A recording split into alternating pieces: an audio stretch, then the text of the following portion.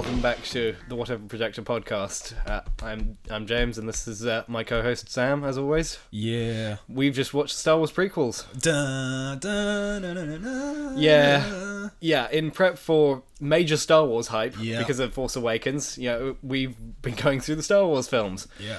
And figured we might as well give reaction to the prequels. Look, this was a tough watch. Yeah. This was a hard couple of days. Yeah. Like I haven't watched Star Wars in quite some time. Yeah. And I didn't want to finish on the prequels. I do not want to go in salty. Yeah, but I mean, like your suggestion of doing them all in one night was I don't hate myself that much to get through them all in one day. One day of Star Wars. One day of bad Star Wars films. I'd rather do that than two. Unfortunately, we had to do 2 days of bad Star Wars we got films. interrupted midway through Attack of the Clones and said, you know what, I'm fine. Let's get out of this, and left. Then came back to it, and it's like it's easier to chew in sections, I guess, because that was midway through that movie is probably the lowest point in the whole of Star Wars. Yeah. But we're getting ahead of ourselves. Oh, totally. Let's go chronologically with The Phantom Menace. Okay, Star Wars Episode 1, The Phantom Pain. Yeah, The Phantom Pain. Yeah. The hype for this one was unreal when it came out. Because it was the the master, and I'm doing air quotation marks here, was returning. Yeah, apparently, like, he wanted, he didn't want to direct it initially. Like, he was considering, like, Ron Howard and Steven Spielberg. Imagine what would have happened if competent people had come in to direct that. That would have been weird. Though he made, like, wasn't it George who made the competent decision of saying, no, we're not going to have another film for quite some time, get people, like, psyched up for it. I don't know, like, he keeps changing his story on how much he actually planned for this beforehand. Like, plenty of people have suggested it may just be he's literally making it up as he goes along, so it's hard to say, like, if he thought... It may have literally been that he just ran out of money after, like, Return of the Jedi. Like, the toys weren't selling as good as, like, you know what, let's make another one. Yeah, maybe. Yeah. I mean, like, the initial premise for the original films was it's like an adventure serial. You're walking in midway through. You don't need to know what came before it. You don't need to know what happened after it. You just watch the story you get and you enjoy it, So, like, him going back for the prequels, it didn't need to happen. Like, it wasn't definitely going to happen in his mind. 1, 2, 3 were coming later. Yeah. But considering people thought that it was all planned, and they thought that this was the master returning to, finish off his craft, people were really, really disappointed. Yeah. But watching it holds up pretty good. It holds up the best. Yeah. In comparison, it holds up the best overall out of the 3, which is not saying much at all, but it holds up the best out of the 3. Yeah, I mean, it still just shits the bed in some points. Oh yeah, no, there's some really obvious filmmaking problems that could have been so easily fixed, and that's I've said this before. But this is the worst aspect of the prequels, and you can say that about any aspect of them because there's a lot of bad shit. But the worst part of the prequels is they always feel like they could have been good movies if they'd just been through a few more drafts. And Phantom Menace, even more than the other two, like the other two have bigger structural problems, I'd say, than the Phantom Menace. Yeah. But it's I think the best thing about it is that it's just one story. That it tells its story. It's the characters, like, there's no main character, but the people who are close to that position just go through the events that are going to happen in the story. We don't have to have, like, a bullshit side story that goes nowhere. It just, like, it happens and then it's over. Yeah. Which I guess it's like people saying why Darth Maul's the best character because he has the least lines out of the entire series. Totally. Still salty about that Darth Maul game getting cancelled. Yeah, you reminded me about this earlier, and it's one of those things where it's like, oh, I was quite happy not remembering that was a thing. That's like, now I remember that we could have had a Darth Maul game with Darth Talon as his apprentice. Yeah, and that would have been the raddest shit. I still want it. I'd still pay for it. The people who, like, built the rough, that made the rough build, they still want to make it, but when your game gets canned. Yeah. It usually stays that way. Yeah, like, going on to the things that people were really angry about it, Jar Jar and the Metachlorians. Let's get these out of the way first, because everyone really gets angry. Yeah, this was... God, I don't know what it was specifically about them. Maybe it was just changing something... when it comes to the Metachlorians, maybe it was just changing something that they'd become so accustomed to, and, like, it might have been what made people just, like, blow the fuck up about Phantom Menace. Because, watching Phantom Menace, I'm just like, wow, this is what like ignites an unstoppable rage in people. I mean, it's not great, but it's just like, wow, there are far worse films. Oh yeah, out definitely. there. But like with Metachlorians, like I've said this before, but it didn't ruin Star Wars. Yeah, like people yeah. keep saying, "Oh no, it destroyed my childhood, my world, my life." It's just like Metachlorians. That is nothing compared Yeah. to like the other like far bigger problems in this film. Oh yeah, but like with Metachlorians and Jar Jar, they're not the worst things about that movie. Yeah. And the Metachlorians you can ignore, and they basically do ignore them for the rest of the series. Yeah, and the new films are going to ignore them because they can. Didn't he like J.J. Abrams like specifically said, look, the one piece of canon I want to make abundantly clear that I'm retconning is the Metachlorians. I guess so. I'm cool with that. And it would totally make sense because the Jedis were the only ones, and the Sith were the only ones talking about Metachlorians, and they're basically extinct. So because like I'm not a fan of Metachlorians. I preferred it when it was just this mind over matter inner Zen sort of thing. But I could live with that. The only problem that I have with the Metachlorians is it does create the massive narrative problem when they say we're looking for a Sith Lord and yet they don't check for Metachlorians. Yeah. Like they establish, like they spend a whole section of the movie establishing this technology that you just plug into someone's bloodstream. It's like, oh wow, you've got a lot of Metachlorians, and they never think to check like all of the senators or the Chancellor. Like you would think, because they directly say the Sith Lord is in the Parliament or the Congress or whatever it is, so they've just got a couple thousand people to check. Yep. Take a week tops. Yeah. And you could narrow it down to the top people. It's like, oh, Palpatine. He's got a wicked high Metachlorian count. Yeah, exactly, and that would be a dead giveaway. Though they might have checked someone else and found a high Metachlorian count. Jar Jar Binks. The elephant in the room. So yeah, let's talk about this fan theory. Because it's not even it's not even a theory. Like a theory is taking pieces of like a story that's like Dark Souls. Like there's a lot of stuff that suggests that a character called Solaire is the son of Lord Gwyn. There's stuff that suggests it. But like Jar Jar as the true Sith Lord, it's making up a story. I don't know. The more I've looked into it, the more I say, okay, fair enough. There is some stuff. It's not something that I'd say is absolutely ruled out, like some other fan theories. Like the idea that Luke is Kylo Ren or that Luke's the bad guy. I think we can pretty much discount that because there's massive evidence against it, and story-wise it makes no sense. But Jar Jar as a Sith Lord...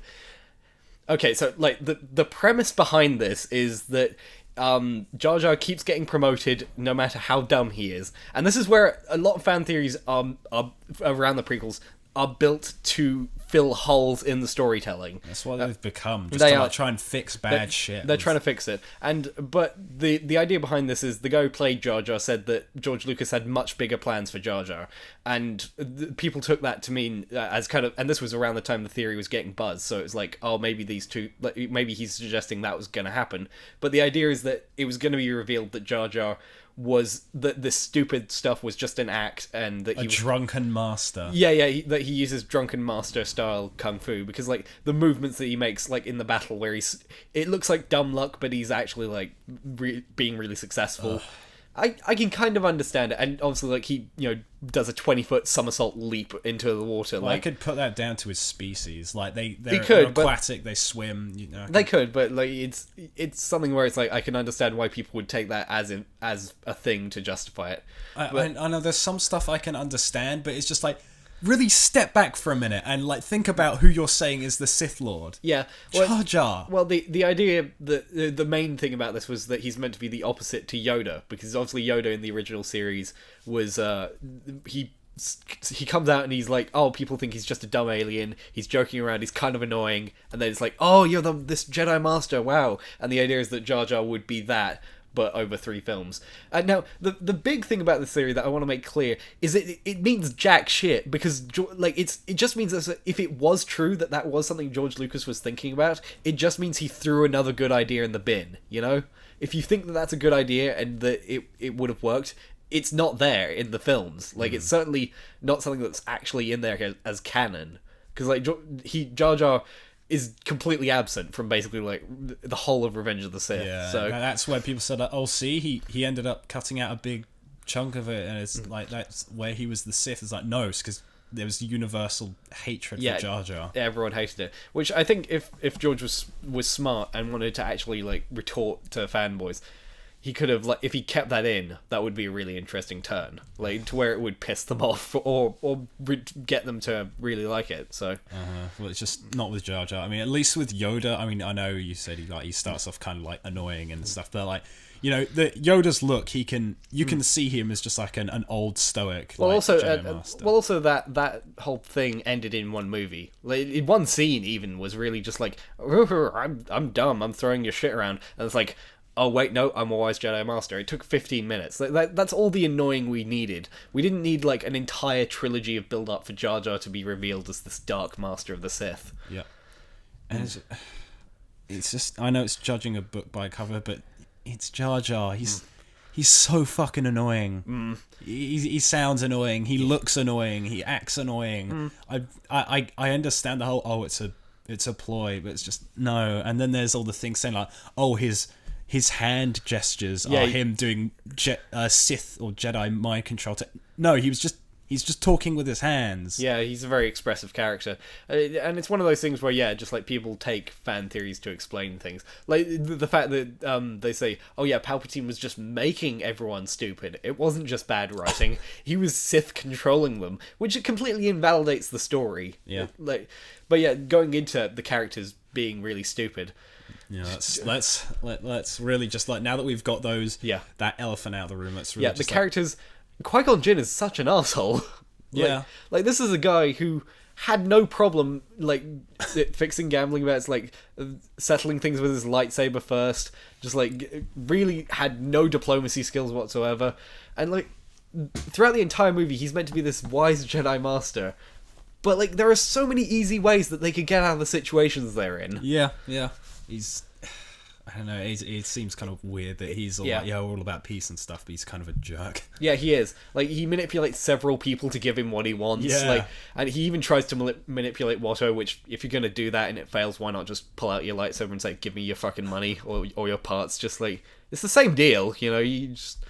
I mean, that's the most annoying thing about the Tatooine segment is just how easy it would be to just end that whole thing. Just like, okay, look, we don't need this ship or all the Queen's stupid wardrobe. Just take all this shit and just give us a ship that will function, because we need to get back to this planet. We don't have time to deal with this shit of just a kid racing a pod. Yeah.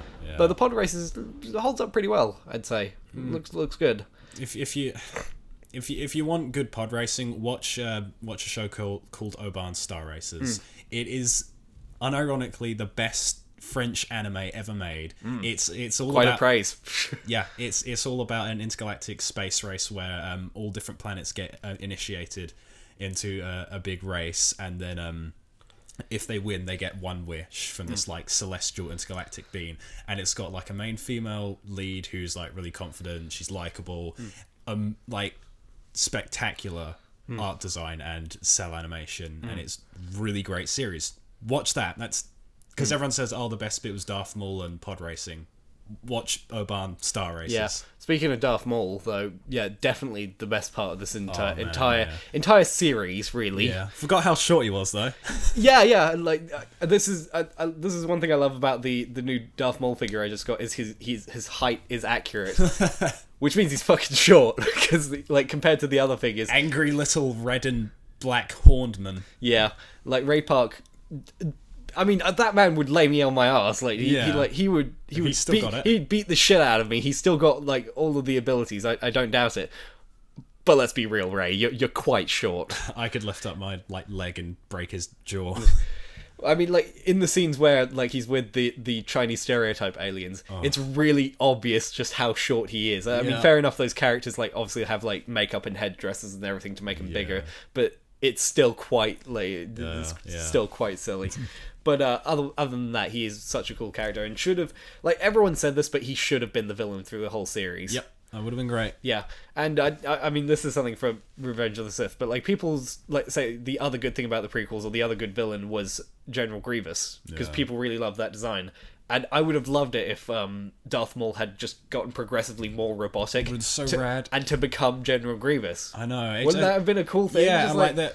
It's getting a bit ahead of ourselves, but that like wasn't until we recently rewatched Revenge of the Sith that completely broke a lot of what I found awesome about Grievous. Like, I was like, dude, how does he lose a fight with that where he has the spinning lightsabers? And then you just said like, oh, the Force. And I was like, what? He was like, yeah, if they just used the Force and picked him up, because he's got no Force powers, he'd just be hanging there. I was like, wow, that breaks the character over over my knee. It's just exactly. Like that's the annoying thing about Grievous as a concept of the character. Is like, oh, I was trained in your Jedi arts by Count Dooku, and it's like, just pick him up and that's pick it. him up with the Force. Crushes, like in the animated series, Mace Windu even literally just crushes his chest. That's why he coughs in the film. Yeah, and they don't explain that in the film, but it's like, of course that, not. But like everything good is explained in that Attack of the Clones series. This is why Jedi should be just like basically indestructible to anyone but other Force users, because they can just use the Force to do literally anything. Like all of those droids, crush them. Or just push them over lightly.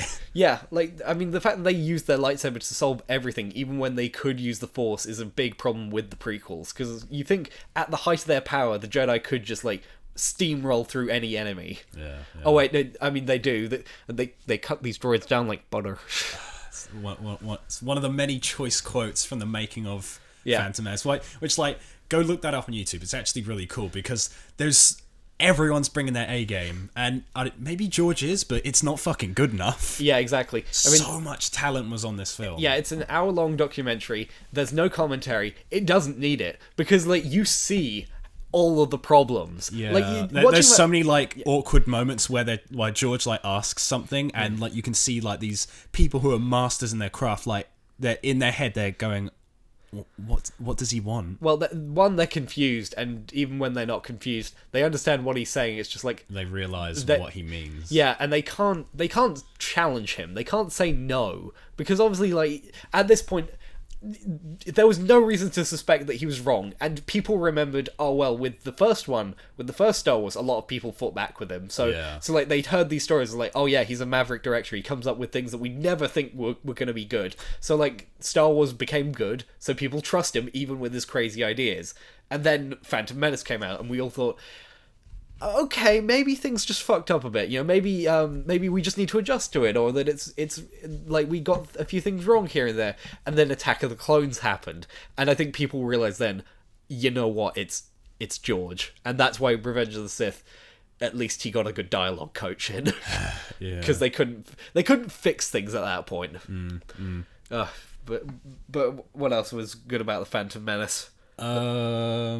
Well, that final lightsaber fight was obviously pretty good. Man, yeah, John Williams fucking killing it in the score. God, that so good. The music was so good in that film. John Williams was good throughout the entire series. Like that's one thing that George Lucas even said that he really liked about the original film. Yeah, because the very first Star Wars film, he didn't like how it turned out, obviously, except for the score. Yeah, I'm looking forward to us going through the good Star Wars movies. I'm not looking forward to going through the special editions though. You can find original versions floating around. I could, but it's not full 1080p, and it's not, and there are some elements about the special editions I like, but there's the Mos Eisley scene, and then there's the Jabba scene, and the Jabba's palace scene, and Tutti Flooper, the weird Tutti alien, which starts singing. I hate it so much. I mean, the reason that we didn't watch those immediately after the prequels to get the taste out of our mouths is that we have a friend who hasn't seen any of them, any of the Star Wars films, and she needs to get her act together because we're watching Force Awakens in 3 weeks. Lucky her. Yeah. I wish I could watch Star Wars for the first time. Part of me wishes we did have the original editions for that, but we just got to make do with. Well, obviously, since she's never seen them, she won't really be all that fussed. I don't think she'll care that much, but she will get a good education from this. Yeah. But speaking of that, the CGI in those scenes, CGI is pretty dated in Phantom Menace, isn't it? There's some parts that actually look quite good. Jar Jar holds up. There's parts where he looks kind of bad. Parts of it, because I think they over sharpened it a little bit to so the details. So he looks kind of pasty. He does look a bit pasty. Yeah, but and then there's other parts where it looks good. And considering that was 16 years ago now. Yeah, I'd say, and he's like one of the first motion capture characters. I think pioneer. I think he was the first to really be in a big movie. So that's pre-Gollum. It's pretty impressive that worked as well. They were literally pioneering techniques as they went with that movie. You you got to give them credit where credit's due. There's some of the pod racing scenes. Yeah. Wow, they still look amazing. They look good, mainly because they use models. Yeah, they use models, and only from one side though. Yeah, from one side, because the CGI environment, they could only really do one side from. But there was more shots in there than I remember, like that were from the back or from the front. Yeah. And, like, so that spiced it up a bit. But yeah, when you actually think about it, most of those shots are from the sides, just going left to right. Sound design was amazing though. Oh yeah, sound design in this whole series was just goddamn brilliant. So good. I did in preparation. I watched the deleted scenes of Phantom Menace and Attack of the Clones, and I gave up because Attack of the Clones. Oh my god, the deleted scenes are so fucking boring. They're so boring. They're quite boring. Yeah, there was a couple. Though to be fair, yeah, some of the Attack of the Clone scenes, because they were going for a love story, some of the deleted scenes fit better with that. Yeah, they certainly fit better than I don't like sand. It's coarse. It hurts the skin. Yeah, and it gets everywhere. Stomach churning dialogue. Like there's one where you see Padme's father, and he's talking with Anakin. He's concerned about him. And I was just like, that was an alright scene. That should have been in. Yeah. Not the sand is coarse. Yeah. In Phantom Menace, one of the scenes I did like that I wish they maybe cut. There was a bit where they should have cut it. It's the infamous scene with young Greedo, where Anakin won the pod race and he's having a fight with young Greedo, and then Obi-Wan breaks up. He's like, "What's all this about?" He's like, "He said I cheated," and he's like, "Well, did you?" He's like, "No," and then he asks young Greedo, he's like, "Do you still think you cheated?" And he's like, "Guga," so like, yes, or whatever it was, and it's like, well, Anakin, you know the truth. Get over it. Yeah. And then, like, it should have just been like, come on, let's go. And it should have ended there. But then it keeps going. It's like, oh, Greedo, you got to stay out of trouble. One day you're going to end up getting shot. It's just like, ah. Yeah. Yeah. That was a good scene until that bit. There was a lot in the prequels that they could, like, they were suggesting they were going to have young Han Solo living on the Wookiee planet, which no. Fuck no. I'm okay without that being there. We don't need young Han Solo. We don't need any of these people as kids, because that's another big problem. It's been said by everyone, but it really would have worked better if we just had teenage Anakin. Yeah. We didn't even need to see him join the Jedi Order, because like the biggest problem with him being a kid isn't the annoying kid actor, because fuck it, Jake Lloyd's gotten enough trouble out of this. Yeah. Like that guy's had a terrible life because of Star Wars, and I feel bad for him. Yes, he's a bad actor, but seriously, guys, you don't threaten a kid. Yeah, the problem wasn't that he was a kid. You know, his kid acting wasn't the problem. The problem was really down to, because he was a kid in that movie, and yet they wanted him to be in the Jedi Order, they had to come up with a bunch of bullshit to explain why they would say no. Yeah. Because, like, they say, oh, he's too old, which made sense for Luke, because he's pushing 20, whatever. I can assume that they start Jedis at, like, 10 or whatever, or 10 or 15. But, like, but now they have to explain it as Jedi are just taken as, like, 2-year-olds, and, like, then, like, have to go through an initiate stage, and, like, it makes them really culty. Yeah, it makes really them sound like disturbing and cultish. Really shady, like indoctrinating people right from the get-go. Exactly, like suggesting that, like, oh no, sorry, Anakin, you're too young for. You're too old for this. Like 10 is too old to make a contract here. Like no, you have to. I'm pretty sure that's still an impressionable age for you to put your creepy, no sex, no fun, no family Jedi cult on. Yeah, well, we'll really get into that. It gets super culty later. Yeah, we'll get into that in Attack of the Clones. Attack of the Clones is really where they started laying it on thick a bit. But there's the other deleted scene. Oh my god! Thank God they didn't put it in. Where where they in the bongo where they come up on the river and then it's about to go off the waterfall. Yeah. And they he gets that little thing out. He shoots the grappling hook. Yeah. Gets them. They all climb out, and Jar Jar's just sitting there like ooh, making dumb noises like making dumb Jar Jar noises. Yeah, and it's just like, just get out.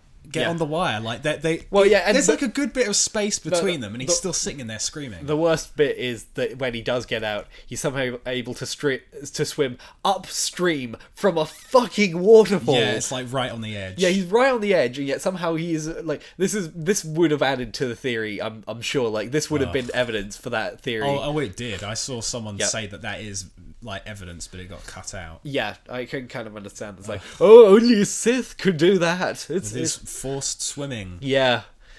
Like, god, that was a truly wretched scene. Again, I'm pretty sure it's just bad writing. Yes. Yeah. And there's another scene. But speaking of the bongo and everything, Oh, just my God. like that whole section of going underwater, it's really confusing watching that now. It's like, we need to get to the people of Naboo. Come to my underwater city. Why? My people, we got to go back to them. I still don't get why they went there. Yeah, because, like, okay, fair enough. Qui-Gon tricked the guy into giving him a fucking travel, thing. But, like, it doesn't make any sense why they would go with Jar Jar. Yeah. Like, it's fair enough if Jar Jar wanted to take them along to the Naboo city, whatever. And, like, he says, okay, yeah, I know where that is. And just him escort them. Because that's a good, like, 10-15 minutes scene there that could have been devoted to actual character development for anyone. Like, I mean, that's the only problem with the final fight scene, is that we don't know any of those people. Like, Obi-Wan spent most of the film whining and bitching on the ship, and Qui-Gon's just been, living the Jedi life of try not to go Taken on everyone. Yeah, and oh god, if Taken Liam Neeson had been in those movies, I'd like could really pump some life back into Liam Neeson's career. Just give him like a sort of Taken role in some new spin-off Star Wars film. I'd be down with that. Yeah, I'd be cool. Just they can just say, oh yeah, it's slightly younger. Liam Neeson, Qui-Gon, because Liam Neeson doesn't seem to age. He's just been a perpetually grumpy old man forever, and just like which is how I like my Liam Neeson. Yeah, just like have him be like slightly younger and just like going around force choking people because like he doesn't care about your rules, man, and just goes full Taken on them. Oh, maybe he could be not a Jedi or just like a space police. You're a space loose cannon. I want your badge on my desk by tomorrow morning. Yeah. But damn it, you get results. That was basically what the Jedi Council was saying. Is like, you're a massive dick, Qui-Gon, and you get us into deep shit everywhere you go. But damn it, you get results. Yeah, he does get results. And like, they're all saying, this is a terrible idea. You've got this child who's very clearly going to turn out to be... We can't brainwash this. Yeah, what are you talking about? He's way too independent. Bring him to him nice and submissive. Just like, we can't deal with a 10-year-old. We need him straight out of the womb. 10-year-olds are too smart to join our stupid cult. Yeah, I mean, that's all the shit from Phantom Menace, really. Yeah, we may have missed some stuff, but... Yeah, I mean, the movie missed some stuff. Just like... There's so many, like... Just right from the start, that... At the beginning, where, like, the first thing that they come in, it's Obi-Wan and Qui-Gon, immediate continuity problems from, like, Obi-Wan saying Yoda trained him. Yeah. Like, instantly, like, they just break continuity and keep going from there, and just make the Jedi look terrible, make everyone involved look terrible. All in between really boring trade negotiations. I mean, the worst thing is Natalie Portman's acting, I'd say. Yeah, she is very wooden in that. It's intentional. I mean, like, they're trying to it to be of like stoic. Her just be just like stoic and regal, but it's like you needed someone in that room to say, this is fucking dumb and you all sound like retards. Yeah. Just like, you all sound like you're way too serious about this. You need a Han Solo. You need a guy to come along and bust their balls. Because you can't deal with that much stoic arseholeness in the room without just getting overloaded. Yeah. Alright, so... Attack of the Clones, though. Oh, God. The one we've been dreading. The objectively worst one. That was... I remember we finished... I retract my earlier comment that they all feel like they could have been better movies. Like, Attack of the Clones was dead on arrival. Like, I will say it does have some good, interesting concepts, like the idea of stormtroopers like being something the Jedi weren't expecting and being like a secret plan and that having been sprung on them. Fine, I can work with that. The way it's executed is fucking awful. Yeah, it's just, I remember when we were watching Phantom Pain, and there was so many moments where we were like, oh, that could have been good. It should have. Shame wasn't in a better film. For like the first hour, we just kind of sat there, and like we'd laugh occasionally at something that wasn't supposed to be funny. Yeah, exactly. But it was just, oh my god, that film, it was like a test of body and soul. It really was. I mean, like, I think what we ended up saying by the end of the series was just like, we every 10 minutes or so we'd say, that's a really cool toy. Yeah, it just I mean, we know that like it was always been about making money. Like that's what George was about, but it really kind of like sunk in, like, oh, Yeah. This is a toy commercial. Yeah, and a 2.5 hour long toy commercial. and the ships and the alien designs are all amazing, and the battle scenes, which in terms of toys are really, really cool, like the stormtroopers versus the droids, all of those are great designs. I don't care about any of them because it feels like I'm just smashing toys together watching those scenes, because you don't care about anyone in those battles at all. I mean, just starting out with the plot, like this is where I was saying where it starts to diverge a little bit, like where you've got the two bullshit plots, Anakin on his love story thing, and Obi-Wan on a bullshit wild goose chase that means nothing to the overall story. I love his wild goose chase. It's like, what was it? Darth Sidious hires Count Dooku to hire Jango Fett to hire some random assassin to put some bugworms in her room, in Amidala's room. Yeah, there's upper and middle management to this assassination plot. It's so dumb. Like I told Scott about that, and he was like, "Oh my god, I never thought about that." And it gets even worse when people say that Darth Plagueis may have been alive at that point, hiring Darth Sidious to do all this. Oh my god! Like that's how bad it got. Like they were saying that he was around up until the end of Phantom Menace. Like Jesus Christ, the layers of this stupid plot. It's so dumb. And like, but the real doozy is the clones themselves. The levels of bullshit to get around to that, to explain why they're clones, why there are clone troopers, why there's an army now. It feels like such a pain in the ass to get through when they could have just said the Republic wants to have a volunteer army. And it's like, no, but we want to. And they had to explain, because they thought, oh wait, no, okay, we've got clones. Okay, we've got... I want... Because there's Clone Wars. We explained that before. We have to explain where the clones are. What if the clones were the stormtroopers? Oh, that's an interesting idea, like, to where they started. Wait, how did that happen? Okay, I have to explain that they were grown, but... No, it's part of an evil plan, so it's like... Okay, so the evil plan has to be, like, several years in the making. And, like, I can see the wheels turning where it got George to this point, where it's like, he's had to... This is what happens, is he comes up with ideas that sound sort of cool, but then you have to have 10 years of backstory to explain all this bullshit. Yeah, he is very much a concepts guy. He is, definitely. He's not a writer, and there's no shame in that. It's just everyone put him on this pedestal. Like, okay, so, yeah, Sidious gets Darth Tyrannus, who's Count Dooku, to engineer the clone army, so he needs to get Cypher Dyas to get to the Camino guys to set up the clone army. And that's 10 years before it happens. And like, this was all Palpatine's plan in the first place. Yeah, they'll never find him, all that middle management. Fucking seriously, like, and then Cypher Dyas dies, presumably. Like, they never explain any of that. Like, yeah, there's like a few characters. It does feel like, just like at one point they said, you know what, the mystery doesn't matter anymore, and they cut off midway, and it's just like, you know what, whatever, we won't deal with that. Isn't it like you said, the Clone Wars really, like, it builds on a whole bunch of stuff that... The Clone Wars, the TV show, I'd say, is definitely the best Star Wars thing, probably since Empire, because it's really, really good. Yeah. Like, or at least it gets really, really good later on, where again, it's pulling double duty as doing a good series, and also trying to fix all the problems of the prequels. Because, like, they explain Cypher Dyas a little bit more. They show, like what happened to him, where he got assassinated. They actually explore it more, and show that the Jedi did care about, like, trying to find him. But the movie doesn't. The movie doesn't care at all. Of course it doesn't. Yeah. I mean, it cares too much about sand. And their stomach churning relationship, like, oh god, it just is so cringe inducing. Yeah, and her constantly wearing different sexy dresses in each scene. Yeah.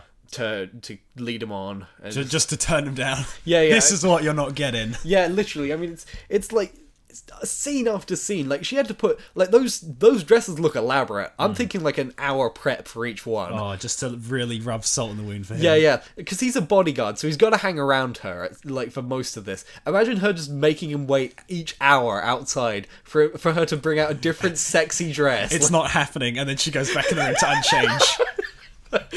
I mean, that would make it a lot funnier. Oh man, like, because there is, like, in one of the deleted scenes, she's like, "Oh, you know, Anakin. I've seen the way Anakin looks at you. He's just like, oh, he's not my boyfriend." It's just like, oh, Ooh. It's rough. But I can't blame her. She met him like 10 years ago. Yeah. And like he was like, "Are you an angel?" And that was about it. And ever since, he couldn't stop thinking about her. Yeah.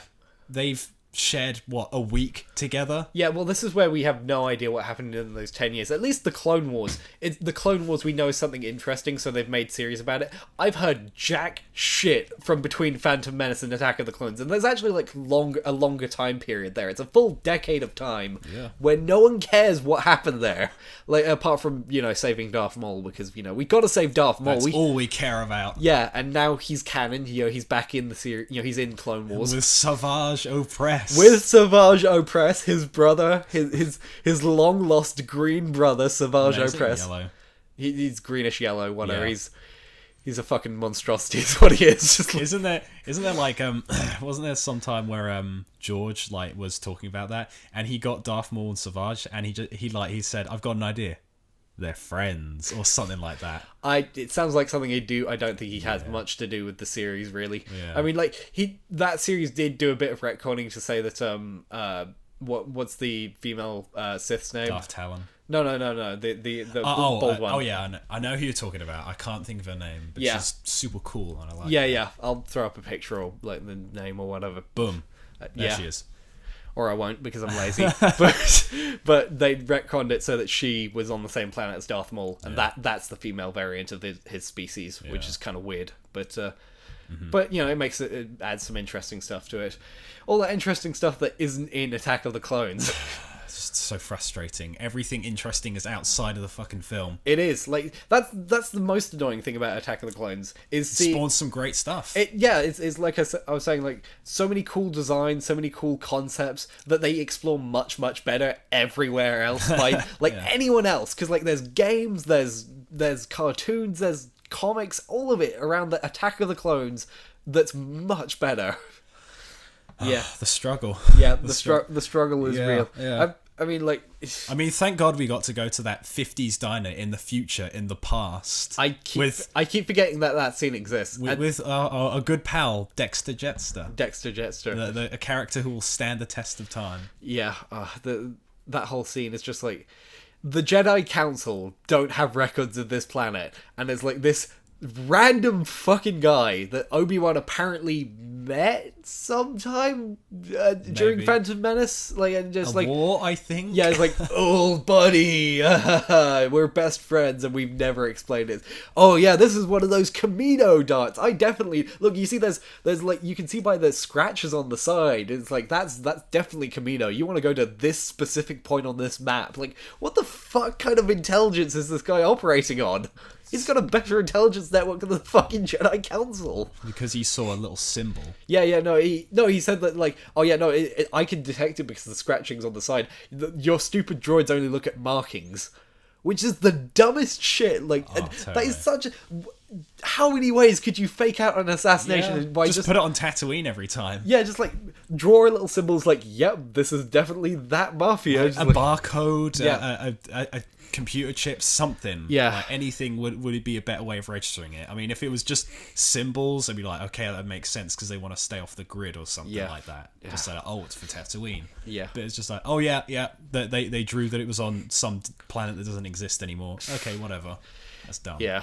But I mean, I like the design of Camino and the people. And, it's cool. It's a water world, and they've got their. It's water world. It is water. Yeah. This is what happened to when Kevin Costner failed to save everybody. Because they're all trying to stay above water so much, their necks will get longer. I've opened up a can of worms here. Yeah, they're all the future versions of the Gill mutants from Waterworld. Oh man, this is getting so. I'm too deep in the rabbit hole now. Yeah, they have really cool designs. Boba Fett, Jango Fett. Yeah, I always get it confused. Yeah, father, like son, they both die like fucking losers. They do, in fact, die like losers. It's so weird because we turned off an hour in, and we thought, wait, there's no way there's an hour left. Oh my god, that was just such a cruel realization of, oh god, there's still so much, and yet so little will happen. Yeah, because I was we were trying to think wait, what happens in that hour? Okay, the Geonosis shit, conveyor belt, Dooku fight, Yoda flips. Yoda flips, and that's it. And then the big arena fight. Oh yeah, big arena fight. But yeah, that's it. It's just I swear that entire amount of content could have been 20 minutes, half an hour tops. Like, the fact they drag it out to an hour is fucking obnoxious. Oh my god, it's just insane. And it's also very depressing that all the clone troopers, not a single piece of real armor. Yeah, this is what really made me angry. Like, you think, oh wait, no, they put his head, like, you see his head on a load of clones in Revenge of the Sith. They just CGI'd his head onto CGI bodies. Yeah, it's. I mean, even like Django. Yeah, they made Django's armor. But sometimes they don't even use it. They just use CG Django. It's just like why you could have just put the guy on some strings and like had him maneuver around, pretend he's flying. It would have saved you a lot of time. It would have looked much better. It would have held up. Yeah. And like instead they use CG Django, and it's awful every time. And like when they use CG Anakin for when he's doing the stupid flips on the mutant alien cow beasts. Oh, just fucking kill me. Yeah, early 2000s. I don't know what they thought was like. Maybe they thought, oh, this is much safer or something, or maybe they didn't realize how bad it would look. We're the early 2000s. We love eating shit. Yeah, CG Catwoman, do it. Oh, please. Oh yeah, have her do stupid jumps and flips over the building. Oh yeah, all of Daredevil. Yeah. Oh yeah, all those jumps that Tobey Maguire does. Like he's looking like super. I love Tobey Maguire jumps. Yeah, you love Tobey Maguire's Super Mario jumps, like diddle. Oh, it looks so rad. And that leads to the scene where it's just like, if I was in charge, I'd have a totalitarian government. Yeah, and then she's rightfully like, no, that's fucked up. Yeah, you think a democratically elected senator would be very much like more aggressively against fascism than just like, okay. Like everyone keeps enabling Anakin. Yeah. Like they keep just saying like, oh, this guy's expressing horribly fascist and evil views. It's just growing pains. He'll grow out of it. He's fine. Yeah, I think we've neglected to talk about the fact that he kills children. Yeah, he does in fact kill children. He kills the shit out of children. I think that it would have been much more interesting if that was to imply that Padme is a little bit racist herself. Towards the Sand People, because there's never any suggestion that Sand People we should sympathize with them at all. Yeah, they're terrible awful. They're terrible, awful people. We never see a good one. I mean, sure, there's expanded universe shit, but none of that's canon anymore. So I'm pretty sure there's one point where a Dengar beats one up. Oh no, he beats up a Wookiee. I kind of wish he beat up Sand People. You'll never get off Dengar. Dengar's my favourite. He stands there wrapped in toilet paper, and Robot Chicken really brought his character to life. Ever since, I've loved Dengar.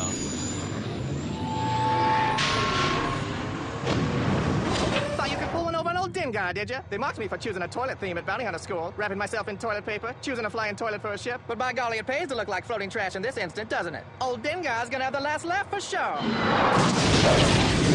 Yeah, Dengar and IG-88 are much... Oh, Iggy Pop. Yeah, the robot IG-88. Yeah, Iggy Pop. Yeah. They're the much better characters than... Yeah, they have less lines than Boba, and they don't die like losers. Yeah.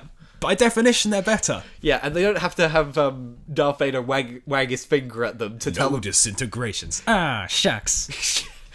Yeah, they're much better characters than, like, even Jango Fett. Jango...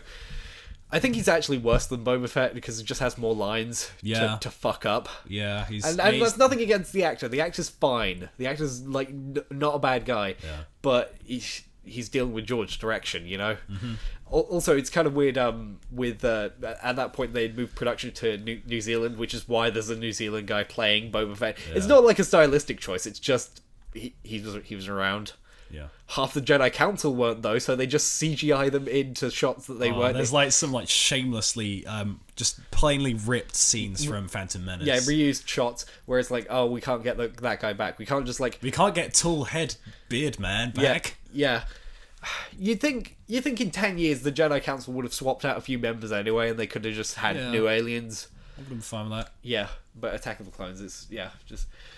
just the worst in the entire God, series. like that final fight scene, like I was just shocked at how long they managed to stretch it out. It was just All of the fight scenes, all of them are apart from that Boba Obi-Wan fight, Yeah. Jango Obi-Wan fight that happens like on Kamino. That's pretty all right. Yeah. Which is all I can say about it. It's pretty all right. Oh yeah, and his awesome gravity bombs was like, Yeah. where it's silent and then it makes. And Yeah. it's just like that's Hollywood. That's how you do the noises. You do it a few times. And it has to be fucking good. Yeah, not all the time as soon as possible. That was really great. And, yeah, man.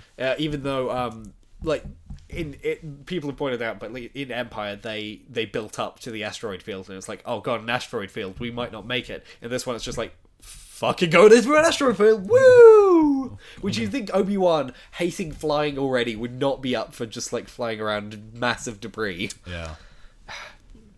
But let's move on to Flippy Yoda. Yeah, Flippy Yoda. How do you feel about Flippy Yoda? He pulls out his little green laser sword. I don't know how I feel about Flippy Yoda. I mean, he's like 800 years old. I think it got better in Revenge of the Sith, where the CGI isn't so fucking terrible, because they were. It was like with Jar Jar, they were making it up as they went along to make the CGI for Yoda the first time, and obviously it was quite hard for them to do. Yeah. But I'm not against it conceptually. Yeah. Because yeah, sure, the Force can make you do that. I just don't. I believe he can do it. I just don't think he should. Because it goes back. He shouldn't need to. It goes back to my point that most Jedi should just be able to crush things with their mind and not have a problem with it. I get that they have their stupid oh wow contest of like it seems our forces are evenly matched.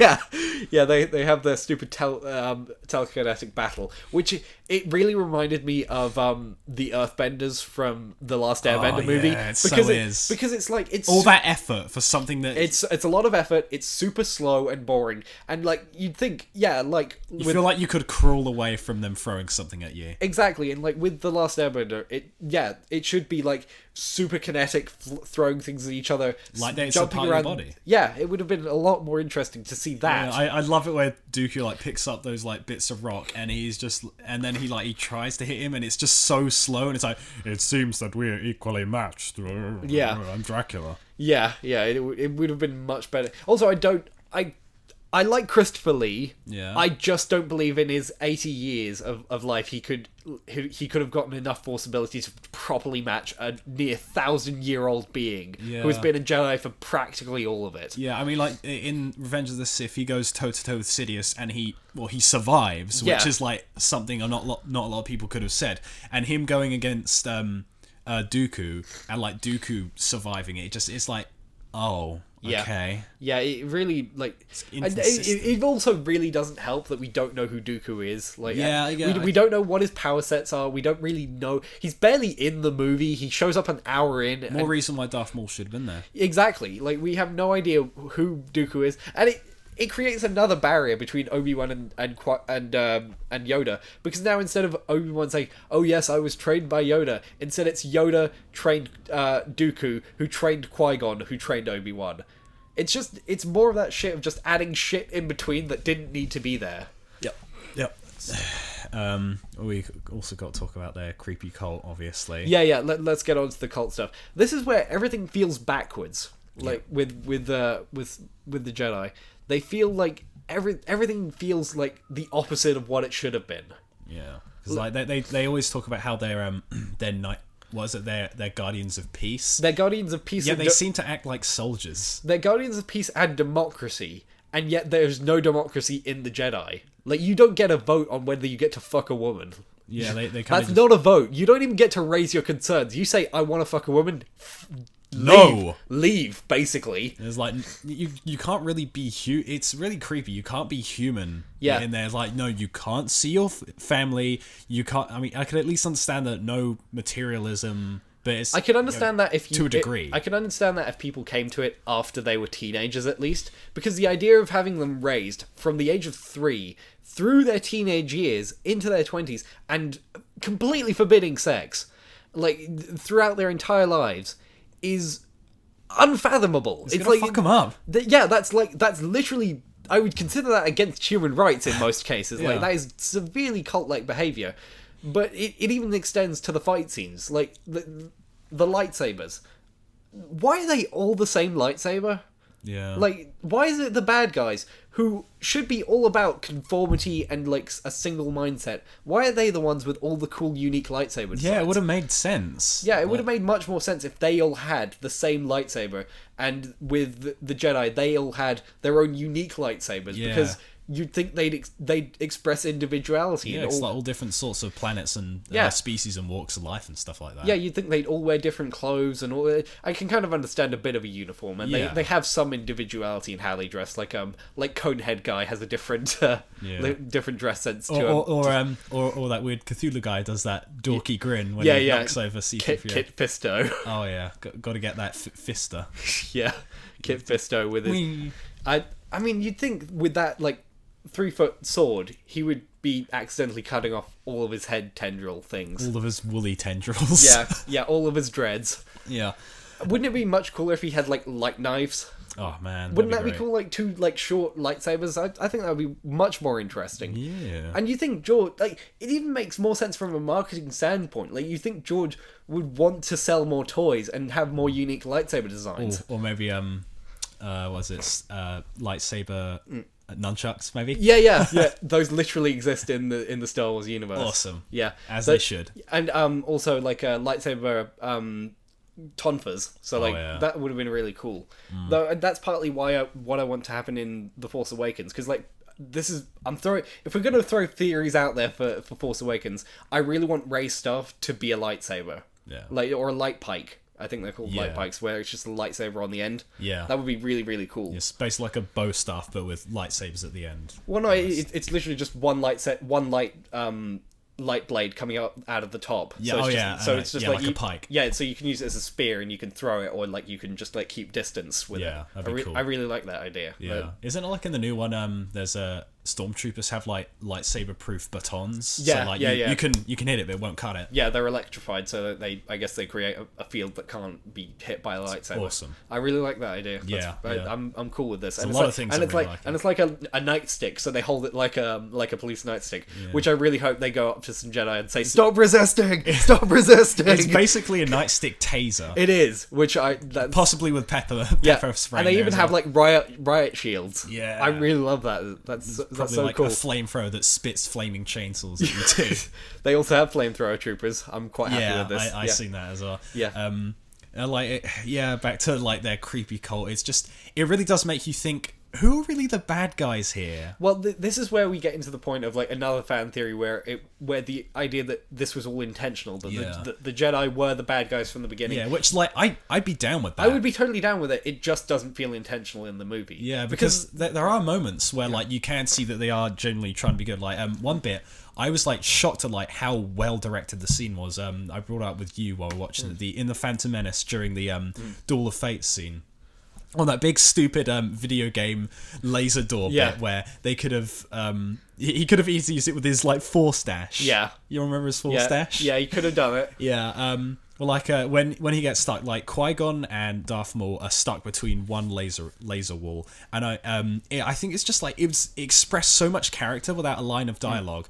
Darth Maul just keeps pacing like back and forth, He keeps his blade out. Yeah, keeps his blade out, and Qui-Gon Jinn, he puts his lightsaber away and just like sits there and meditates for a bit. And like it adds so much character. Yeah, it's such a great character moment. It's one of the reasons I don't think that it was intentional that the Sith were the good guys, or that the Jedi were just so corrupt. Because like one of the ideas that is suggested is like Qui-Gon was a bit of a rebel. That's why he wasn't on the council, because he wanted to focus on the now and the living Force, and that's all cool. It just needed to be way more expressed and should have been much more focused on. Yeah, like to the point where at the end of Revenge of the Sith, they should have been literally saying, you know what, maybe we were dumb to have it like the way it was, because like we were fomenting this whole thing where Anakin would turn out to be a massive prick. Yeah, because like, it really is. They didn't.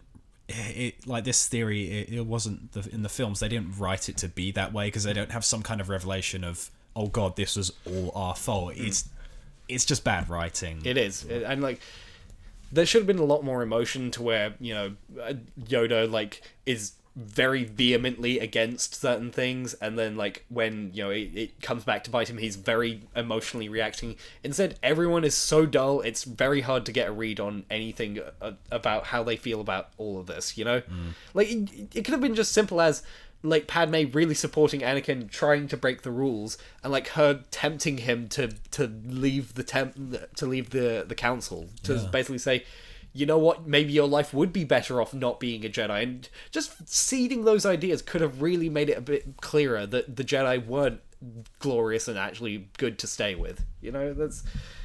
At least with The Force Awakens, like, all of that's... like, there are no Jedi now. Yeah. We can start from scratch. We're okay. You hear that, George? Do you hear us? Yeah, they're dead. They're all dead. It ain't everyone, stupid. They'll be dead forever. As much as Samuel L. Jackson wants to come back as Mace Windu. Look, Sam... Maybe he could be a spooky ghost. But who would he haunt? Who's gonna be... Who wouldn't he haunt? Yeah, but fair enough. Like, but imagine like I was gonna say Mark Hamill, but just like being haunted by the ghost. I'm haunting you, motherfucker! Yeah, but like just him being haunted by the ghost of Sam Jackson. Like, who the fuck are you? It's like, I'm a ghost, motherfucker! It's just like pistol whips people with a lightsaber. Oh man, that'd be so good. It would be good, but it would make no sense. And like Space Ghost, coast to coast. He could be a space ghost. But like people are saying like, oh, maybe Finn is his grandson, and it's like, because there are only 2 black people in the whole galaxy. Yeah. So of course, like, weren't they say like, who was it that was Mark Hamill's or Luke's grandkids? They're saying like maybe Kylo Ren is going to be like Luke's son, or maybe everyone is someone's son. Or yeah, everyone is, and I'm totally fine with Finn just being a guy who falls into a situation. Yeah, because like that's one thing I really wish Hollywood just like.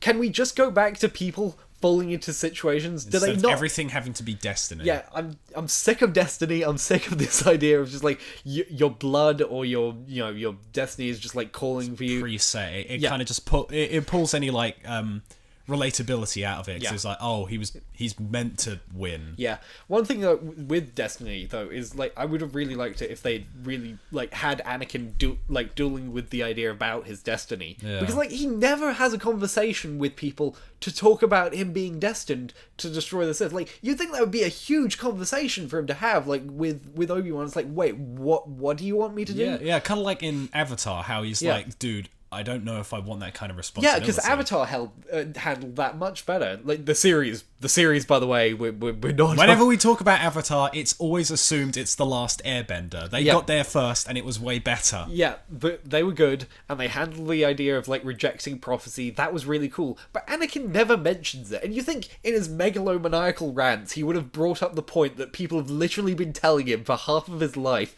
that he's literally the chosen one. Yeah. In all of the points where he says, "I want to rule the world," he never says it's because I'm prophesized to do it, which like a huge missed opportunity. Yeah, just more terrible screenwriting. Really. Yeah, it's like that's yet another missed opportunity. It's why a lot of fan scripts for it are so much better. Yeah, it's the same thing with Transformers. Just all these fans are coming up with these like great ideas. Like, wow, why weren't you writing this film? Well, it's not even just like a fan writing it. Just like have a second screenwriter, because like that's what George had. Several second screenwriters work on like the original films, and like they helped him get it from where he was writing it with child murder and politics to a point where people would fucking watch it. Yeah, I mean, isn't that factory scene? He wrote that on the way to work. Yeah, he did, and you can fucking tell. Oh my god, you can tell nothing happens. It's so irrelevant to everything. There's so many scenes in that where it's just like, wow, nothing in here is like relevant and like makes me want to care at all. Yeah, you could have cut out half the romance scenes. You could have cut out the conveyor belt scene. You could have cut out, let's face it, the entire mystery subplot, because like this is where they should have been really developing Obi-Wan and Anakin's friendship. Yeah, not just like one scene where it's like, ooh, I haven't seen you this tense since we fell into that nest of Gundarks. We're not going to show you, though. Yeah. It's tell, no show. Just imagine it, audience. You're watching a book right now. Yeah. Is there anything else about Attack of the Clones that's interesting? Well, it's kind of difficult because it was Attack of the Clones. Yeah, it really was just the worst one. I think people agree on that now, because I think people have come around from hating The Phantom Menace. The shock has worn off, and people can say, okay, yeah, objectively, Attack of the Clones is the worst. where we disagree with people is that Revenge of the Sith is good. Or that it's the best one.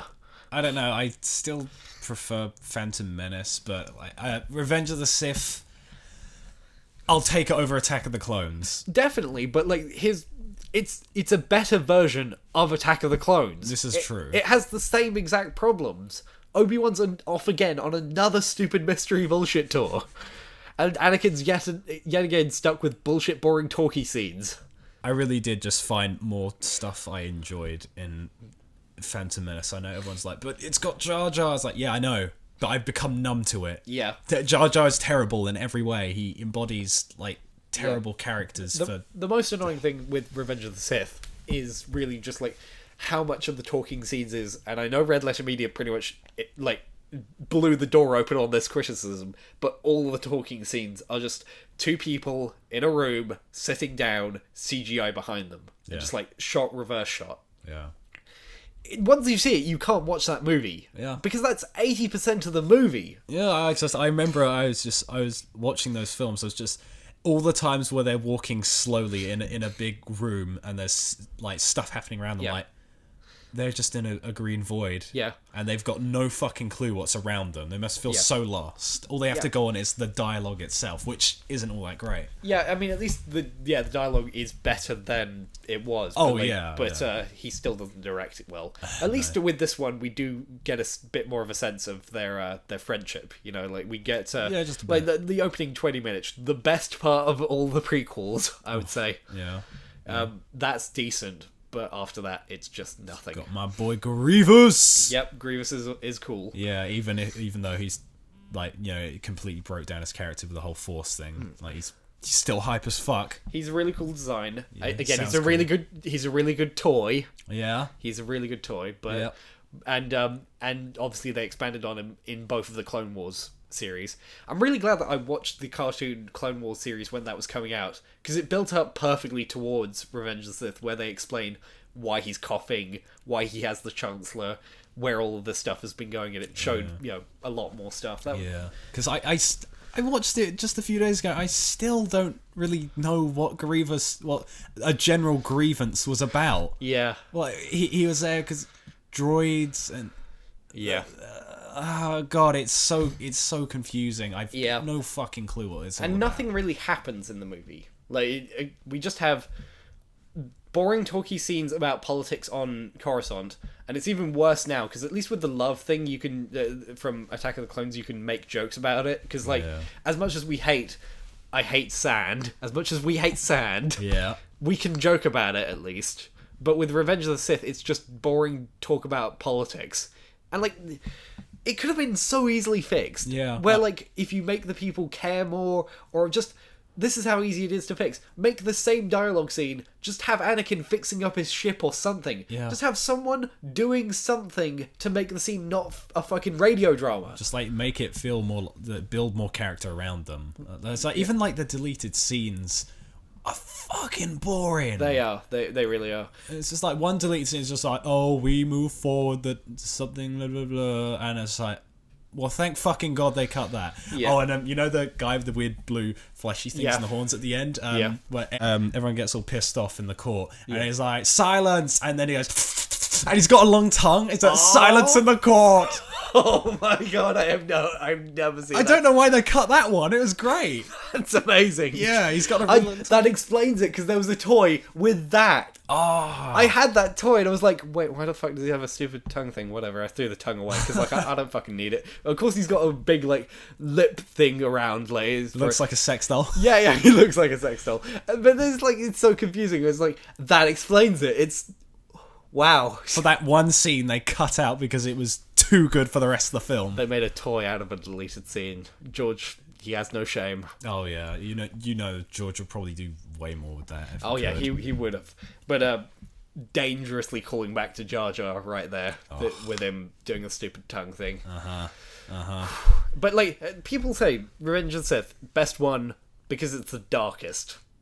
Nah. Not really. I mean, like the first half hour to an hour of it isn't really that dark. It's just adventurous, kind of fun. There's a decapitation, whatever, but like, it's... I mean, he kills children, but that doesn't make it good. That makes it grimdark. Yeah, that was so unnecessary. Yeah. And like, we were making jokes the whole way through. We were just waiting for the child murder scene. We were making escalating jokes over Anakin's, like, at first it's like, oh yeah, he killed children, but we've constructed this idea of almost like he gets off on it to where the toddler strangulation is the only thing that gets him going in the morning. It's the only thing that gets him out of bed. It's the only kind of motivation. It's just because, of course, he has to be evil. He has to kill children. I mean, it's like our like horrendous jokes are just purely a product of the fact, like, he needs to do something evil. He can kill children, and it's just like, it goes back to the big problem, because George made this problem for himself. Like, he wrote himself into this corner by saying that Jedi have to train children at, like, child age. So it's like, of course there's Jedi children in the temple.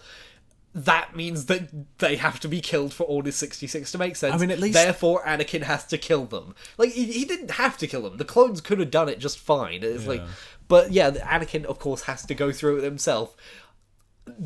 The Emperor didn't even tell him to do that. Yeah, I think he just felt he was on a roll. This is where we say, like, Anakin, you didn't have to do that. Like, one, you're saving your own 2 children, so this is massive hypocrisy to kill children.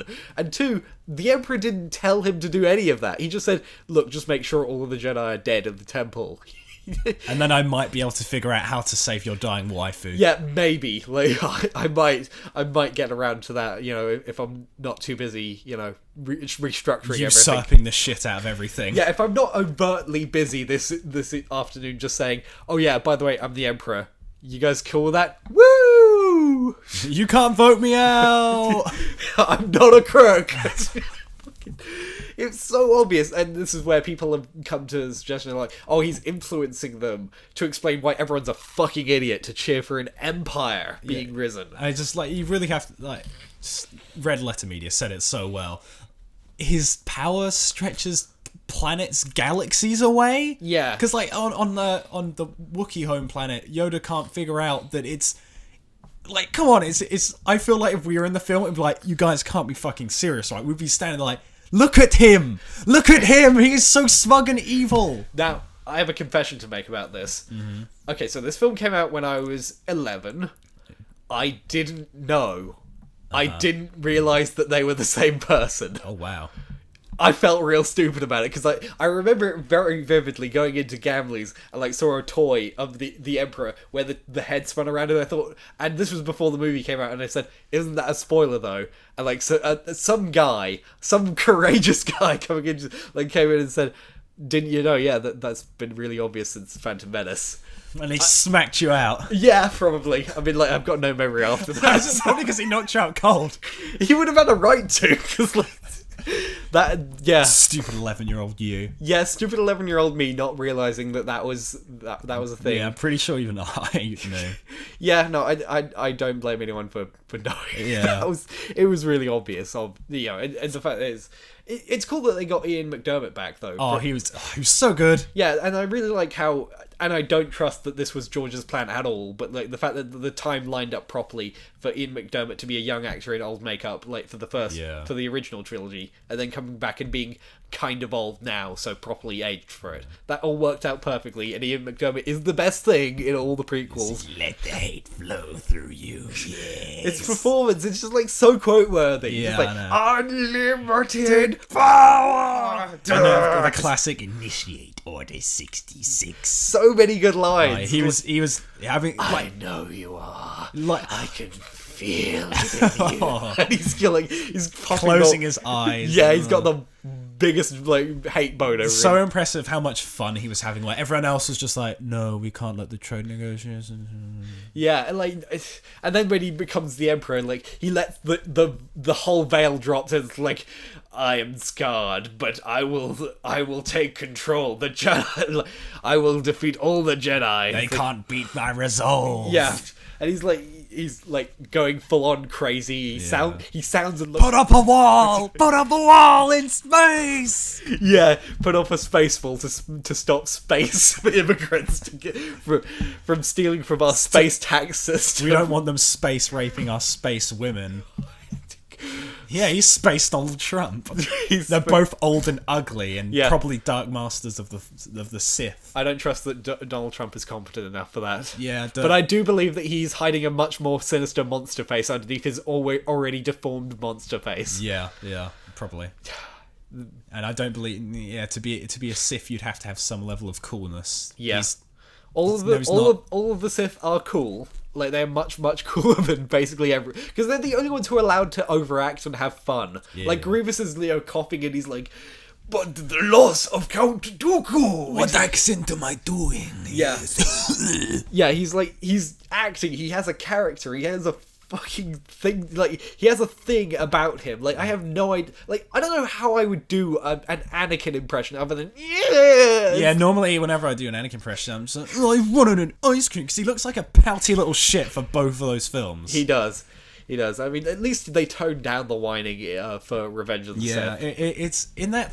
Yeah, that's the thing. In Revenge of the Sith, they kind of make it out like he was a bad egg, but you really look at it and you think, could you blame him, considering how the Jedi's acting like a creepy cult? Yeah, I mean, this is where it really does come up against a thing of okay, I don't think it was intentional, but does the fact that they were a cult redeem the fact of how weird Anakin's transition is? Not really. Because, again, the Emperor saying, I'll maybe save your kids, is not a good enough motivation to kill the Jedi.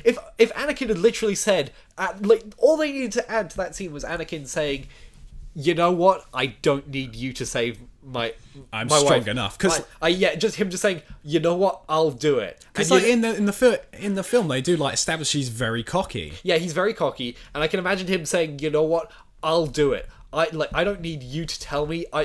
You just make me a Sith, and I will do it. And then him saying, you know what? I'm gonna kill the Jedi because I fucking want to. Yeah. That would have been a much better turn, and it's literally 3 lines away from being decent. Or if they just not bothered with the whole Darth Plagueis legend, because as much as I like what is written now about Darth Plagueis, his existence in the world makes everything so much more confusing. Really? Because they imply that he manipulated the midichlorians to make Anakin. We completely forgot to mention Space Jesus. Oh, how could we? I was shocked about that when, yeah, I had to explain. I thought I was having a stroke or something. Oh god, I love this in Phantom Menace where I got to explain the Space Jesus bit.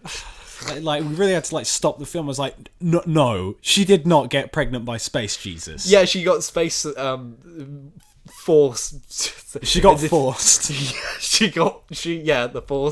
The force came in and did its business. She had the force said, "Hey, I heard you ordered a large sausage pizza. I will not apologize." Yeah, or was it just maybe a giant midichlorian walked in with little stick arms and legs, hey baby? Just a giant. It looks like a giant germ. Yeah, just a germ floats in, or a collection of them just floats. It hovers in that cloud from Futurama. Yeah, and it's no, mom, I'm playing with my collectibles. Our version of Star Wars is so much better. It is. But yeah, it's the weirdest thing of just that's how they determine the space prophecy. Again, it's one of those things where you watch the original films, there is not a single hint that Darth Vader was meant to be Space Jesus. Yeah. They bring it up in the third film, about halfway through, they're like, are we sure we're reading the prophecy right? And it's what? Yeah. You kind of brought that up out of nowhere. Yeah. In the third film. Yeah, because I think did they mention it at all in Attack of the Clones? No, I didn't. Yeah, I think the most they might have said is is he to bring balance to the Force? But they're only saying that because they brought him in at the age that he was, and that was about it, really. Yeah, I mean with Revenge of the Sith, they say you know what, 20 years into this prophecy, we might have fucked up. At that point, when they have some cocky little shit. And at this point where they've trained him enough to where they feel not comfortable, but they are at least willing to consider him being on the council. You've gone this far with him being an outright murderer, just someone who has murdered an entire tribe of people, women and children included. Yeah, he made a nice little wallet out of their hides. Oh god! But no, my younglings. Oh. You fucking younglings. Yeah. Well, we don't want to say that he's killing children. Yeah. Younglings are good. I don't know. Younglings, it has become such a joke at this point that it's like, I'm glad that it's in there. It's like the whip crack in Johnny Test. It wasn't supposed to be, but it just kind of transcended and became comedy. It did. Just fucking younglings. So, I'm glad it's there. I guess. Yeah. As a film, it's a terrible choice. Yeah. You can almost see Ewan McGregor straining to say it when he's explaining it to Padme. I've seen a video of him killing younglings. See him cracking a smile. See, I don't want to alarm you, Padme, but he was at full stock. I'm like, the robes don't hide it. He was flopping around there. We're just gonna have to deal with that. We just couldn't stop him. Oh god, stop the Rock. And like with those hologram things, it's really confusing. Did the Emperor come to the Jedi Temple to stand in front of a security camera to get get holograms saying "Well done, Darth Vader," or was that like, did he go back to the Chancellor's room and the security footage was there too, beaming to the council chambers? It was. I probably have the same answer as George. I don't know. Yeah. I really don't know. Yeah, because that seems like really damning evidence either way, where they could have just showed it to anyone and like oh, yeah, we got him. Yeah, caught on camera. Just like, we got it right here. Back off. What you gonna do? See, space police needs to happen. Yeah. Well, that's the other weird thing in the Attack of the Clones, is where they're simultaneously hippies and also space cops. Like, because like where they capture the fifth level of assassin, like they capture her and it's like, Jedi business, go back to your drinks, and like they've just chopped off her arm and like, acting like bad cops, and it's just really unclear what they're meant to be. Like they say, oh, we're keepers of the peace, not soldiers, and then they're all immediately generals in an army. And they have like guns in their like desks. Yeah. Oh wait, no, that's Naboo. Yeah, no. They're also a bunch of people who say, yeah, we're peaceful. And they pull out a revolver. Yeah, we're peaceful but paranoid. This is not the America I want.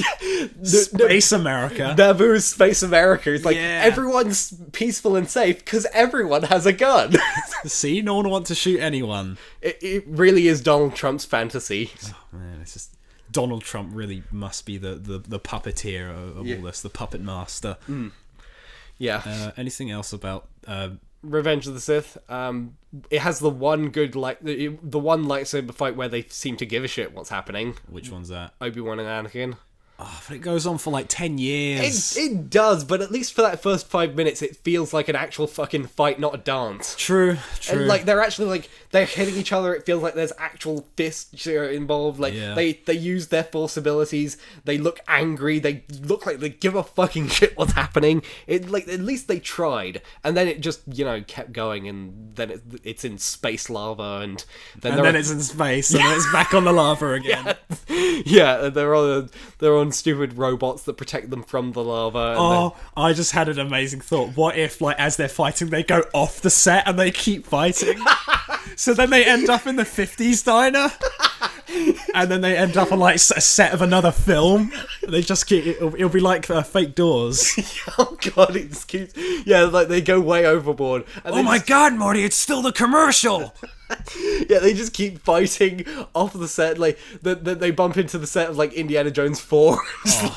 And like the aliens there at the end, they both kill the alien, and then they keep fighting. The CGI is still there. It follows them off the green screen. They have, and then they just throw down their lightsabers and they just start having a savage street brawl, and like aliens and George Lucas and stormtroopers are there getting hype. And it's like, yeah, get him, Obi, get him. Oh, this would have made it much better this is my version of Revenge of the Sith. For the length of it, there should have been more escalation like that. 15 minutes into the fight scene, they fall through the backdrop. They tear through the paper mache. They tear through the green screen. So they to the CGI, it's falling through reality. You fall in a green void. Yeah, they fall into a terry reality, and then just like suddenly they're on a set. Oh, and then they get hit by green paint, and they're going through other CGI. They get hit by other like green screens. They got like lava on their face and their clothes. Yeah, they've got holes in reality in their stomach. I want this version so much. Oh god, yeah. For the length of it, yeah, that should have happened. That fight though, it's so dumb how they set it up with Obi-Wan saying, "Send me to kill the Emperor," and like they don't think, why don't we team up? Yeah. Like Yoda To beat like the most powerful Sith in the universe. Yeah, it's like no, Yoda, you got this. Don't wait for me to get back. Yeah. How do you feel about the Yoda fight in this one though? It's pretty cool. It's pretty good, yeah. like Mainly it. because the lightsabers are gone for most of it. I'd say that made it a lot more tolerable. I can like I said, I don't have a problem with Yoda doing the stupid flips as long as he's just using the Force. Yeah. The stupid little green lightsaber, because it makes me want others to just have light knives. Yeah. Can I have my light knives? Yeah, he's got like Yoda's is probably like their equivalent of a light knife for like cutting butter and bread. I'd love it if just like It's like that bit in just like Obi-Wan's making toast, and Yoda just like hands him his lightsaber, the little cheese cutter. Yeah. It's like that bit in Hitchhiker's Guide to the Galaxy. Yeah. The little one that toasts bread for you. Yeah, it's so good. I'd buy it. Yeah, I'd buy that for $1. I'd buy like 10. I'd be toasting so much toast. Yeah, I wouldn't even know what to do with all that toast. Oh god. Rolling in bitches and toast. Yeah, it's a pretty cool fight scene. But everyone gives up afterwards. Like, oh no, I've let my friend burn to death. Like, slowly. I cut his arm and his legs off. Yeah, and left him to Darn. burn. Which, to be fair, again, he killed children, so fair enough, like, you'd want him to suffer a little bit. As a friend, I'd still just cap him off, like, quickly. I'd let him suffer, like, cutting his arms and legs off, maybe, if I was a fucking sociopath, Obi. But, like, I wouldn't have let him burn. I would have just, like, put the lightsaber to his head, turned it on, and be done with it. Yeah, exactly. I mean, that's the problem with them trying to wrap up everything so quickly at the end to explain how everything happened. Because, like, okay, no, they think he has to be in the suit, the Empire has to be established, and Obi-Wan has to be in exile, and Yoda has to be gone. And yet they think all of that has to be cleared up, and just like the rest of the 20 years, everything's in stasis. Everyone's just waiting for the New Hope to happen. Yep. Because they've read the script and they know what's going to happen. It's the biggest problem with prequels, is they feel like they have to establish everything. Which, that far in the past, I think it would have been fine if he just had, like, parts of the suit. Or like if Obi-Wan was just starting his journey, looking for somewhere to put Luke or something. Yeah. Something like that, you know? Yeah. Oh, no, that infamous thing where he filmed the last scene of Revenge of the Sith with Attack of the Clones. Yeah, he filmed it at the same time because he said, I'm not coming back here. Spent enough time in a desert. Which, to be fair, having been in the desert, I know how shit they are. I don't want to be there ever. Like, that's not something you want to do for working and filming. Yeah, he spent like what 3, 4, 5 weeks filming scenes in deserts for one it's film. probably even more than that. I mean, like between the two films, yeah, there's like I'm talking for just maybe like Star Wars Episode 1. Well, considering both of them, he had massive damage from the sand and wind and everything. Yeah, it was coarse. Yeah, well, it was coarse and it got everywhere. Quite proud of that. I imagine that he wrote that line Oh! when he saw all the pod races destroyed. It's just like he's writing in his diary, I hate sand. It's coarse and it gets everywhere. And then he's like, he puts the paper down, rushes to his script, and has a victory wank. Yeah. Well, like and he's writing Attack of the Clones on like his 5th wank towel, whatever, and just like yes. Well, like Mr. Sunday said, he's apparently he has quite a dry sense of humor. So yeah, I do like the idea because I've heard he does wear Han shot first t-shirts. Yeah. That's great. I could only wish I could get to that level of troll. That's amazing. People say that Arno likes to troll his fans. No, I think Arno just likes to make stuff that he feels is meaningful. George, on the other hand, George knows what the joke is. George wants to watch the world burn. Yeah. He it's his kingdom. He built up, and he'll tear it down how he wants. If I ever make anything that is beloved in any way, that is exactly the mentality I want to have. Yeah, it's kind of like one time George R. R. Martin went to a Comic-Con and he said he had a name tag and he wrote on it, "Be nice to me or I'll kill your favorite character." I like it when creators do that. Yeah, because you know what? This is what you deserve for being a little bitch about everything. oh no, you killed my childhood. Oh no, a black guy dared to be in a film. Oh, this whole thing with Force Awakens. Oh no. Yeah. A black, like, can we just like revert? Can I just like get these people in rooms and just be like, so the 40s, eh? And the 50s. So glad we had it when we just couldn't have black people, and I just want them to be like, oh no, it's not about race. It's just you can't have a black. It's like, you know, that Night of the Living Dead really shouldn't have had a black main character in it. What the fuck were they thinking? Yeah, I mean, with the people who don't like the new film because there's a black guy in it. At least, I mean, how's that boycott going? Oh man, that's so good. They're trying to boycott one of the most bulletproof films in history. It's already got, what is it, like 300 million in pre-order first day tickets, And that's not even including... and we're 15 of them. Yep. I'm gonna feel more enjoyment going into that, knowing that those guys are sitting in their stew of salt. Oh man. Well, no, they wouldn't pay for it. They wouldn't pay to... No, sitting at home. Oh, Just yeah. like sitting at home. They don't get to see a hopefully great film Yeah. because a black man is in it. Yeah, they're sitting at home. It's like, they ruined Star Wars. No, it's a white tradition. To be in space. Yeah, no, it's like, no, black people get secondary billing and no closer.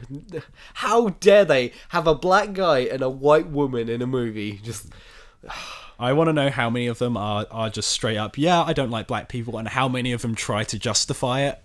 Depends how much time they spend on 4chan. Yeah, because I mean, at least with racists, I'm like, okay, he's a dickhead, whatever. I have less problems with them because I'm just like, he's an arsehole, whatever. Yeah. But with people who try to justify it, I'm like, you fascinate me. You're terrible, and you try to justify. I mean, that's the kind of response that, like, let's just say George had done that. He, like, I mean, just like, that's the response he would get for a small change. Like, Yeah. imagine, like, and this is what he said recently, he wouldn't direct Star Wars again, because, like, he would get picked apart. And that's the thing about the prequels, is no matter how good they were, they would have gotten picked apart by the fans. Because the fans can get so angry and nitpicky about everything. Yeah, I mean, like, remember when Force Awakens, the teaser came out with the lightsaber with the handguard?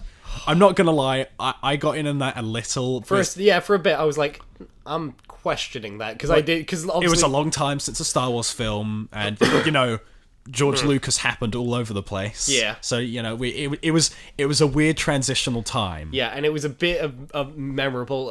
It was like reminding you a bit of the Darth Maul lightsaber in the Phantom Menace trailer, because like everyone would say like, "Wow, look, that's a new lightsaber design. We really like that." And that's kind of similar to this. It's like, "Oh no, where are we going with this?" Yeah. But overall, I adjusted to it mainly because someone pointed out to me lightsabers are the dumbest weapons in the universe to begin with. Yeah. The fact of it having handgun is not that much dumber. Yeah, if anything, it is significantly improving on the design. Yeah, isn't there like it wasn't until like Attack of the Clones or Revenge of the Sith where I think it's isn't it in Revenge of the Sith he cuts off Mace Windu's hand because he doesn't have a handguard. Exactly. Like, so many people lose their hands. Like, you think in Star Wars this is just a tradition because the filmmakers want it. No, it would be a legit problem in every single lightsaber fight. Yep.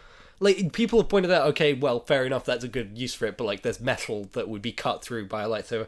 Look, just say it's lightsaber-proof, whatever, it doesn't fucking matter. Like, this is all fake anyway. Yeah. This is all fake and in space. Yeah, I don't care. Yeah, this is all fake and in space. Fuck it. Like, fuck your fake space and your space rape and your space Jesus. Like, no.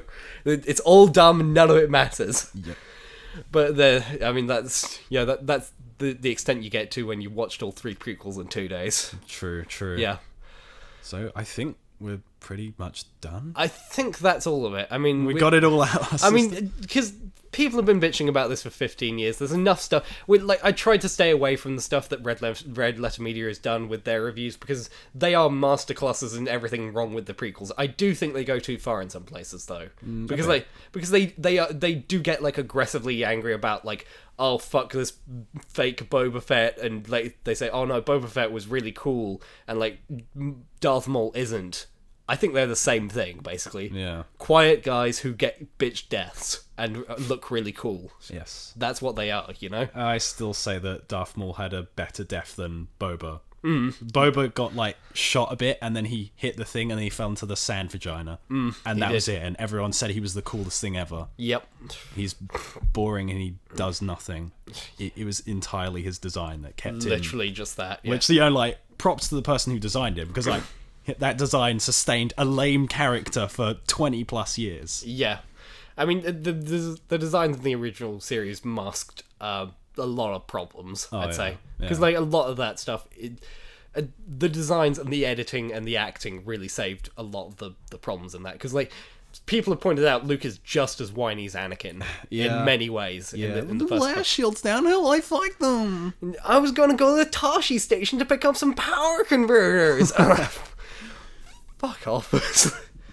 Just to be clear, though, we're not defending the prequels as good movies. No. I think we need to clarify that, because as much as we pointed out there were good points in them, they're not good movies. No. It's the most frustrating thing, because obviously we grew up around the time of them coming out. Yeah. So I have all this nostalgia for the look of the prequels, and like all of these designs and concepts. I had a lot of nostalgia for Phantom Menace. Definitely Phantom Menace. That's where I have the most nostalgia, which may be why we're putting it as top dog. Yeah, and Attack of the Clones, for obvious reasons, it was a super blur for me. It was just such a blur, and then Revenge of the Sith, I just remember being much darker, and that was about it. Revenge of the Sith, the main thing I remember about that is getting a load of the toys, because the toys were really good. Because it was a really good toy commercial. It was a really good toy commercial. And I remember watching, because I was like 11, 12ish, so around the perfect time to really enjoy Grimdark. Yeah. But like afterwards, with critical faculties, I can realize it's abject shit. Yes. It's not a better film at all. And like I said, it's just a better version of Attack of the Clones, which is not a good thing at all. Yeah. Here's hoping Force Awakens can actually get it right. But like, speaking of Force Awakens, should we do a bit of speculation? We can. Yeah. With Force Awakens, the worst I can imagine it being is basically just not very original. Because we've got another desert planet. We've got someone trying to get off of it because they hate where they live. We've got another Death Star type thing. There's even like a trench there that they might run down. And like, all of these small things that are very much callbacks that could take over the movie a bit. Yeah. But that's the worst I could think of it. Yeah. Or if that Darth Jar Jar theory comes out, then that to be true, that would... Well, if it does, I'm just going to go to the front of the theatre and ask someone to like hack my fucking head off in front of everyone. Yeah, I mean... Yeah. I'm expecting... I'm expecting when the film comes out, everyone, like a whole bunch of people are going to give it 5 stars, and I'm just not going to pay attention. I'm really going to sit on it before I say... Well, this is partly why I'm going for the first showing, because I want to go in and like I'm trying to avoid basically all the new TV spots where it's just like 5 seconds of footage. I don't want to see it. Yeah. I don't care what new details come out. We've got 3 weeks. I'm trying to survive as much as I can without any more info. Try not to overhype it, no spoilers. There was a point where I was looking for any new information. I've got enough. I'm topped out. I'm at peak hype. I'm edging it right now. I'm about ready to go. I'm ready to hype all over this place. Yeah, I'm ready to go for it. Like I just want these 3 weeks to be over. My hype is pointing this way. Yeah, I just want it to be like here. Star Wars time now. Yeah, Star Wars time. Go watch it. It's gonna be great. We've got a lot of people coming. It's just gonna be a fun night either way. Like, I'm not really thinking about the quality of the movie. Like I said, it's gonna be the event. Yeah, it is the event that's gonna be the thing. I mean, it is gonna be pretty grand. Like when you get into the theater and it's gonna go black and then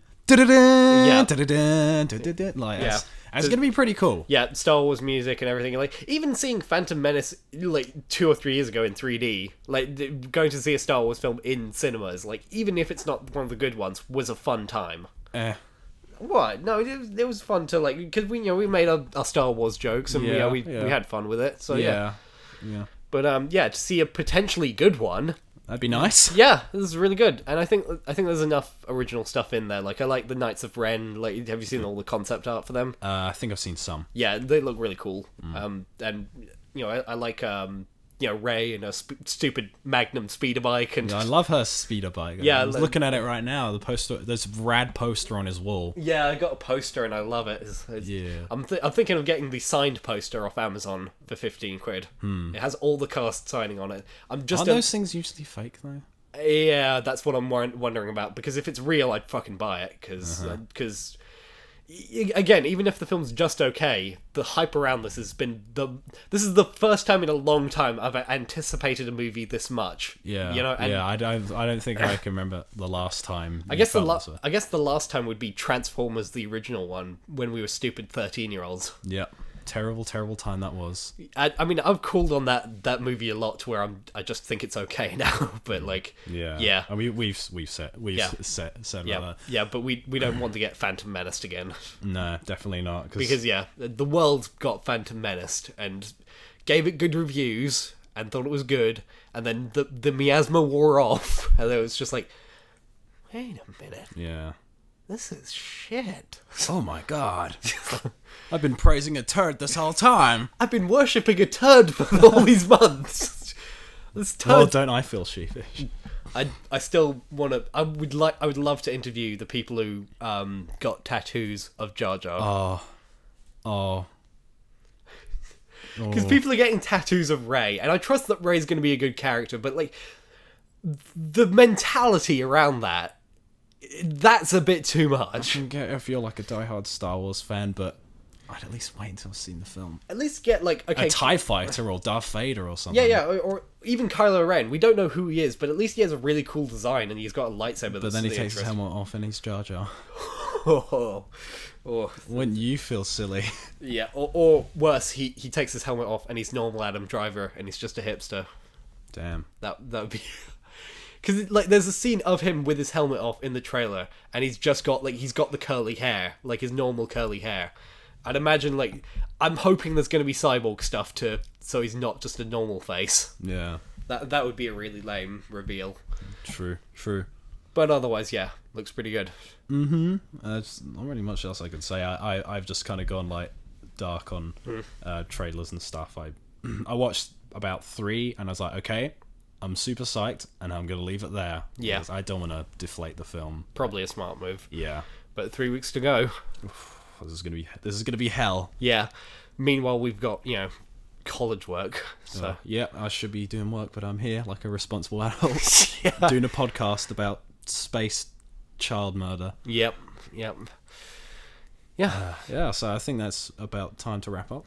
Yeah, we've got we'll obviously have more stuff about the good Star Wars movies. Yeah. And the Christmas special. We'll do a bit of that. George's favourite one. Yeah, it's going to be a lot of fun. And maybe at some point in Christmas we'll play the Force Unleashed or the Old Republic or something. Yeah, we'll do some Star Wars stuff. We'll maybe a good Star Wars game, maybe Star Wars Connect. We'll see how we go. I don't think I can manage Star Wars Connect. I think you're going to have to manage Star Wars Connect. Oh, son of a bitch. Yep. No, I still want that Darth Maul game. Too bad you got Star Wars Connect, deal with it. I'm Han Solo. Yeah.